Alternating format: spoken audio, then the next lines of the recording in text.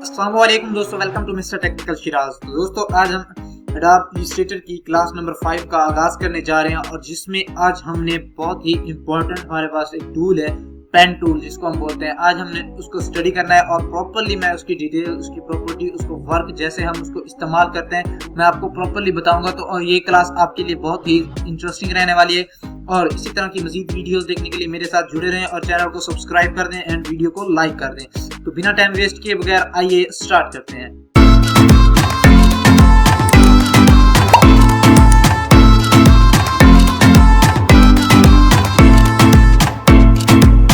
All right, welcome back. तो दोस्तों आज हम पेन टूल को स्टडी करेंगे और इसका जो हम इसको किस काम में लाते हैं और ये हम कैसे इस्तेमाल कर सकते हैं एडोब इलस्ट्रेटर में और फोटोशॉप में। फोटोशॉप में इसका हमारे पास ये पेन टूल था, मैंने आपको इसकी प्रॉपर्ली बताया भी था कि हम किस तरह काम करते हैं। लेकिन एडोब इलस्ट्रेटर और फोटोशॉप में थोड़ा सा फर्क है क्योंकि ये एक वेक्टर बेस्ड सॉफ्टवेयर है और वो जो था वो रास्टर बेस्ड था और उसमें और यहाँ इलस्ट्रेटर के पेन टूल में बहुत ही थोड़ा फर्क है, एक दूसरे से थोड़ा डिफरेंट है। वो कैसे हैं वो अभी मैं आपको बताता हूँ। तो सबसे पहले हम यहाँ से लेंगे, ये हमारा पेन टूल है, इसके अंदर हमारे पास और भी हैं add anchor point tool, delete anchor point tool and anchor point tool. और हमारे पास जो पेन टूल है इसकी शॉर्टकट कमांड P है। तो आप यहाँ से टूल लेंगे और अगर इस टूल को आप यहाँ से लेके यहाँ तक करते हैं तो ये एक शेप बन चुकी है। लेकिन आप ये माइंड में रखें, आप पेन टूल्स की मदद से बहुत सारे शेप्स, डिफरेंट से डिज़ाइन क्रिएट कर सकते हैं। पेन टूल की मदद से ही आप डिफरेंट शेप्स की ट्रेसिंग कर सकते हैं और उनमें कलर फिल करके उनको यूनिक सी शेप्स दे सकते हैं। तो इसमें बेसिकली जो ज़्यादातर काम होता है वो आप पाथ पे भी कर सकते हैं और शेप में भी कर सकते हैं। अब सिंपल पाथ और शेप में फ़र्क मैं आपको बता दूं।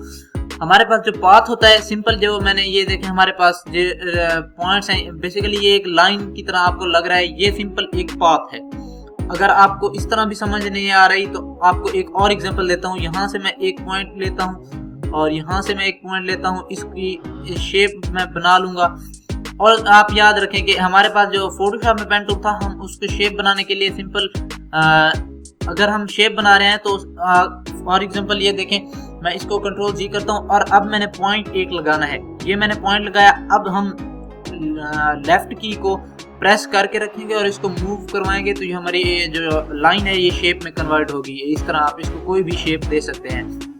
मैं सिंपल इतना कर रहा हूँ और उसके बाद जब इसको छोड़ेंगे तो फोटोशॉप में आल्ट की मदद से आप इस कॉर्नर को, इस एंकर पॉइंट को पकड़ के यहाँ लाते थे, लेकिन इलस्ट्रेटर में ऐसा नहीं है। सिंपल आपने इसके ऊपर आके क्लिक करना है और ये आप इसको दोबारा आगे कोई और शेप दे सकते हैं। तो इसमें ये हमारे पास एक फ़र्क है फोटोशॉप और इलस्ट्रेटर के पेन टूल में। तो यहाँ से आप इसकी शेप बना के दोबारा से एंकर पॉइंट के ऊपर क्लिक करेंगे तो आप इसको एक शेप दे सकते हैं। सिंपल ये हमारे पास दो जो इमेज हैं ये पाथ हैं, तो पाथ पे आप काम भी कर सकते हैं। पाथ अब हमारे पास बन चुका है और आपने एक फॉर एग्जांपल एक पाथ दे दिया। पाथ में आपको फर्क इस तरह पता चलेगा कि अगर मैं यहाँ से कोई टेक्स्ट टाइप करना चाहूँ, मैंने सिंपल इसको पाथ तो दे दिया है और आप देखें ये हमारे पास कुछ टेक्स्ट है। अब जैसे जैसे मैं ये टेक्स्ट टाइप करता जाऊँगा, फॉर एग्जांपल कोई भी इस तरह, तो ये सिंपल इसी पाथ के ऊपर ही टाइप होगा। तो ये पाथ में और शेप्स में फ़र्क होता है। और शेप क्या होती है, शेप का जो डिफरेंस है वो भी मैं आपको बता देता हूँ। मैं इसको सेलेक्ट कर लूँगा, सेलेक्ट करने के बाद इसको हम डिलीट करते हैं और ये हमारे पास लाइन है, ये एक पाथ पड़ा है। अब हम एक शेप क्रिएट कर लेते हैं पेन टूल की मदद से। यहाँ से मैं एक पॉइंट लगाता हूँ और मैं इसको थोड़ा यहाँ ये पॉइंट लगाता हूँ, उसके बाद मैं यहाँ क्लिक करके एक और पॉइंट बना लेता हूँ। तो कुछ इस तरह से मैं इसकी शेप्स बना लूँगा, ये कुछ इस तरह से सिंपल सी एक शेप बना लेते हैं और उसमें आपको समझ आ जाएगा कि पाथ बेसिकली होता क्या है और यानी शेप और पाथ में क्या फ़र्क है। ये देखें, पाथ में सिंपल हमारे पास जो होता है एक स्ट्रोक होता है। ये देखें पाथ है, ये हमारे पास स्ट्रोक है। अगर आप ये देखें, अगर आप इसमें देखेंगे शेप में तो ये वाइट कलर है। मैं यहाँ से कलर को चेंज कर लेता हूँ, फॉर एग्जांपल मैं यहाँ से रेड कलर ही सिलेक्ट कर लेता हूँ। रेड कलर करके अब ये देखें शेप फिल हो चुकी है क्योंकि ये एक शेप है, ये पाथ नहीं है। अगर आप इसमें देखेंगे ये पाथ है तो ये हमारे पास ब्लैक स्ट्रोक ही होगा।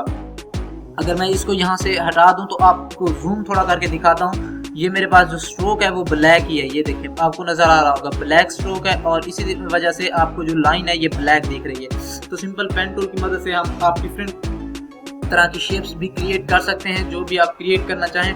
मैं यहाँ से लाइक जैसे एक शेप बना देता हूँ कुछ इस तरह से।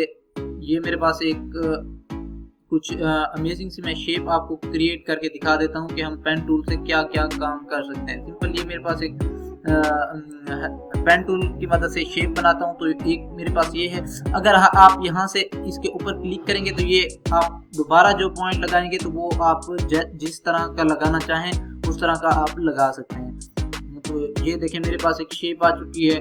ये आइज अगर आप देख लें या आप लीव देख लें, इसी तरह के आप पेन टूल की मदद से डिफरेंट सी शेप्स बना सकते हैं।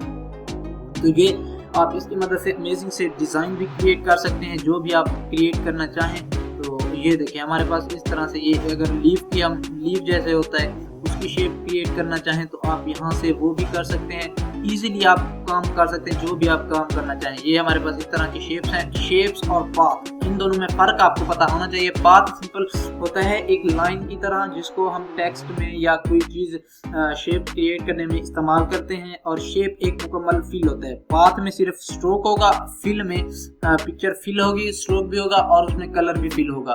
तो आज की क्लास में सिंपल इतना ही, और कल में हम करेंगे add anchor point, delete anchor point और उसके साथ एंकर पॉइंट। तो आई होप आज का ट्यूटोरियल आपके लिए हेल्पफुल रहा होगा। इसी तरह की मजीद वीडियोस देखने के लिए चैनल को सब्सक्राइब कर दें और वीडियो को लाइक कर दें। तो मिलते हैं नेक्स्ट क्लास में, मुझे दीजिए इजाजत। Thanks for watching, Allah Hafiz.